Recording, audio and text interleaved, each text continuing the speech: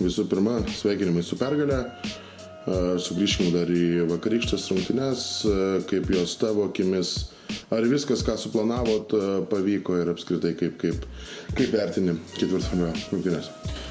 Ačiū, tikrai labai džiaugiamės, kad praėjom pirmąjį etapą. Manau, kad užtruko laiko prisitaikyti prie to intensyvumo, greičio ir fiziškumo, kurį davė varžovai ir kurį leido, aišku, ir Čempionų lyga. Vis tiek tai yra, manau, palyginus su LKL daug fiziškesnė lyga.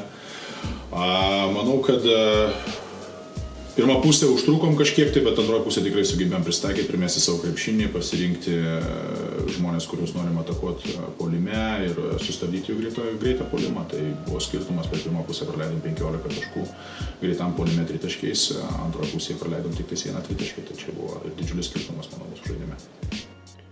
Rytoj, nieko nelaukiant, stojame į pusfinalio kovą, ten varžovas iš Ispanijos, Mursijos komanda, ką gali pasakyti apie ją? Tai Mursija labai nuosekli komanda, manau, kad treniruojama vieno geriausių Ispanijoje trenerių Sito Alonso, vadovavimo vieno geriausių GM Alejandro. Komanda, kuri prieš 2 sezonus žaidė Čempionų lygos finaliniam ketvirtį, žaidė Ispanijos lygos finale.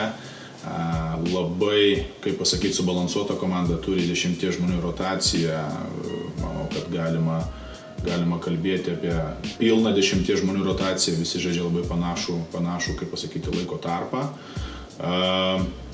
Yra labai pavojingas varžovas, manau, kad mums labai geras varžovas, pirmas toks varžovas šį sezoną, skaičiuojant prieš sezoninės rungtynės, kur tikrai turėsim labai rimtą varžovą, sakykim taip. Jau užtraukus burtus, dalis krepšinio ekspertų ar juokiamės, kad turbūt net nereikia čia važiuoti, jau aiškino, kad čia viskas yra aišku. Kokie turėtų būti mūsų tie argumentai prieš šį varžovą? Tai manau, kad nieks nėra aišku, kol nežinai ir varžovą. Visų pirma, galėjo būti tai, kad nutiktų ir būtų Lublinas, Lenkai.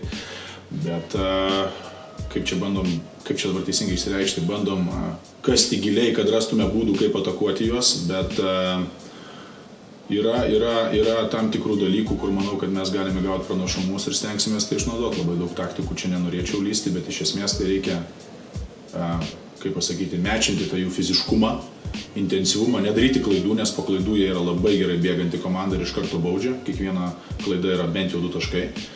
Ir būti disciplinuotam ir 40 minučių susikaupusiam žaisti taip, kaip mes norėsim žaisti, tokį planą, kokį mes paruošime.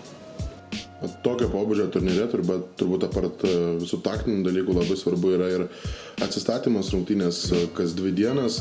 Kaip apskritai pavyko vakar tas minutės sužiūrėti žaidėjų aikštelėje ir ar nėra kažkokių problemų šiai akimirkai? Tai manau, kad pavyko kažkiek, tai mes nors ir matėm, kad tas skirtumas buvo paaugęs ir buvo kažkokia tai mintis duoti pažaisti žaidėjams, kurie nežaidė, sakykime tai, bet mes turim suprasti, kad šita komanda yra tik tais 4 diena kartu pilna. Tai mes labai norėjom tą mūsų vadinamą brandulį patreniruoti kiek įmanoma daugiau, pasiruošti tom rungtynėm ir kad su tom savo rotacijom, kurias mes planuojame kažkiek, tai galvojame, mes būtumėm kiek įmanoma daugiau pasiruošę šiandienos rungtynėm. Šiaip nemanau, kad turime problemų dėl minučių skaičiaus. Viskas panašiai labai išdėliota buvo kaip ir pas varžovą, taip kad žaidėm 9 žmonių pilna rotacija, tai manau, kad viskas turėtų būti gerai, o Mindaugas savo padarys savo darbą ir tikėkime, turėsim visus sveikus ir energingus pasiruošusius rytoj. Ačiū ir sėkmės. Dėkui.